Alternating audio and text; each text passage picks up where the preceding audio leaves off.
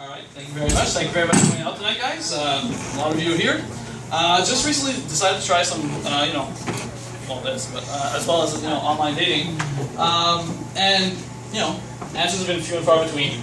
Mostly because my cleavage is bigger than most girls on there, but also at the same time, every guy on there seems to have taken a picture, shirtless, massively ripped, and nobody sent me that fucking memo.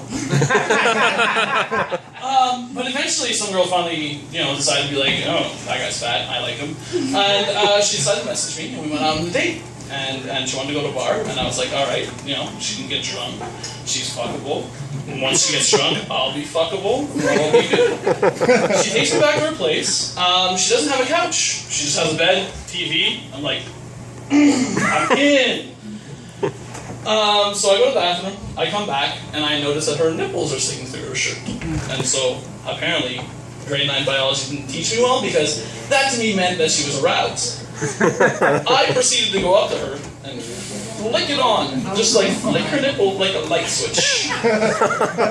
Needless to say, a few minutes later, I was in a Rocky movie. My balls were Apollo Creed. She was Rocky. I lost. So yeah, God has a funny way of showing us things. So God has a funny way of making it so us to all mate, right? I get aroused, you'll all know. Just this sticking out. And I know I have a bit of a gut, might hide it a bit, but come on. But women on the other hand, I have to literally come close to getting jailed. I have to take my hand and just shove it up and hope that it's wet. Otherwise, I'm in handcuffs. It's just the way it is. It's not fair that I have to deal with the fucking small puddle in the Grand Canyon while it's the 4th of July in my pants. Do you think God just stands around up there, just setting up our lives like a sitcom and he presses play and just laughs at us all? I mean, weird shit, the weird stuff that happens to me. Like, just the other day, I was just going to take a bus. Bus passes in front of me as I get to the corner, so I'm like, fuck, I have to run. Everyone else is a wild pace. To me, it's like I'm running as fast as I can. And so as I'm running, there's this girl who runs by me, right? Don't take much notice of it, she's skinny, I'm like, fuck her. And then I notice her legs. And she has one normal foot, and the other foot is not just 90 degrees, it's 115 degrees backwards. She's running away, her foot's looking at me and going, run fast, run! It's just not fair. So that made me decide to lose some weight, so I decided to go to Africa. I'm not sure what I was expecting when I got to Africa. I think I was misled. I think I was expecting gazelles over the horizon, some fucking, lions by the road. It's just I get there. I got excited every time I saw a fucking rock. Okay? I was like,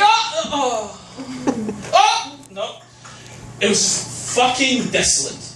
I may as well have gone to Saskatchewan. It was one of the most horrible experiences in my life. It's just really bad. You don't smile. Let me tell you.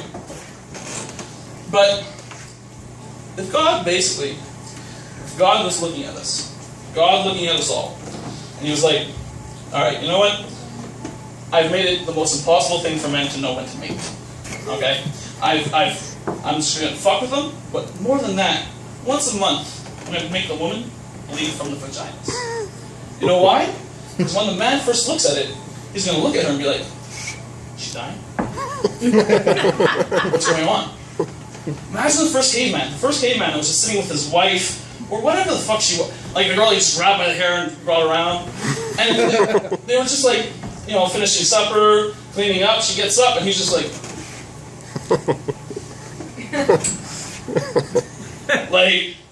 nowadays we're freaking out Ebola. Imagine what that guy fucking thought.